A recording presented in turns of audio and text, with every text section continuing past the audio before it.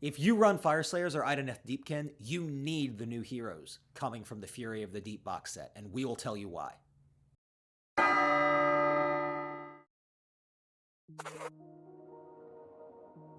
So, the contents of this box are you're going to get 2 brand new heroes. You're going to get the Achelian Thrallmaster, who's going to be leading his Namarti foes. He's carrying a bunch of different weapons that he's going to use to fight different people, and each of those weapons is used for a different fighting style. You also get the Auric Flamekeeper, who's going to absorb the essence and the sparks of his fallen comrades to empower his living comrades. So, the more guys die, the better you get. You also get some Volkites, some Auric Hearthguard, some Hearthguard Berserkers, some Namarti Reavers, some Namarti Thralls, and an Alapex, which, everybody loves a good bladed shark.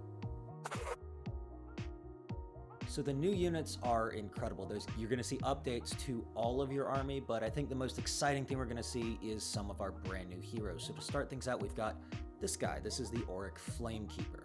He's the one who's going to be absorbing the spark of your other Fyreslayers as they kind of get slain around you. And as he gets empowered, he's going to be doing more stuff for them. Now, in combat, he's already no slouch. He's got 4 attacks, hitting and wounding on 3s with 1 wound, doing 2 damage each. And, that's not anything game-breaking, but that's a lot of damage. He can cut his way through things, he can go toe-to-toe with a bunch of combat heroes, and he's pretty tough. But the real reason you want him is for his ability to absorb sparks. So you're going to put a d6 next to him starting at 1. And whenever a Fyreslayer model, not a unit, just a model, is slain within 12 inches of him, you increase that by 1. Once he's got 6, you can spend it to empower your nearby guys with a ward save. You can make them explode when they die. All kinds of fun stuff you can do, and it costs 6 to do that, and then it's reduced back to 1. So even if your Volkites or your Auric Hearthguard are just going in and throwing themselves against the enemy and dying, as long as this guy's nearby, they're going to stay nasty. The other guy we've got is this man. This man right here. This man who's just covered in swords. This is the Achelian Thrallmaster. Now, he is Achelian, but he's on foot. It's the first time we've seen that, which is pretty cool. We're also going to see him really empower your Namarti. So every turn, he's going to be picking a fighting style. And each fighting style is going to do a different thing. One of the fighting styles gives his Namartis exploding 6s. So if they get a 6 to hit, it's 2 hits, which with a Lanmari Blade is insane. Now, it does only apply to melee weapons, so sorry, Reavers, your bows aren't going to get cooler, but this guy wants to be near your Reavers, or your Thralls anyway. He's got nasty weapons of his own. He's got 5 attacks, 3s and 3s, 1 wound, 2 damage apiece, plus his eel's going to come in and bite you a couple times. And he can also give them reroll hit rolls of 1. Or if somebody like, some Hearthguard Berserkers are coming down on your Namarti, he can reduce their wounds by 1. So he is going to really empower your Namarti. He's, I think, going to bring Namarti back into the very competitive meta. So I think this box is really a good buy for just about anyone that already plays one of these armies. You're going to get a lot of updated stuff. You'll get models that, you can always use. You can never have too many Volkites. Hearthguard are always good, especially with some of the upgrades to their weapons. Same with Namarti, with their changes. But who's really going to benefit from this box is people who are thinking of starting these armies. These are great starting points. You get really good stuff to start with. You get a tough hero. You get at least 1 battle line unit for both of them. And then you can expand out into anything else. For example, I'm a Fyreslayers player, so I can speak more to them. The Fyreslayers are going to get the Hearthguard Berserkers. With the Auric Hearthguard, they can be battle line if you have a priest. With the Hearthguard Berserkers, they become battle line if you have a hero. Both of those are very easy to get. You just have to add them into your army.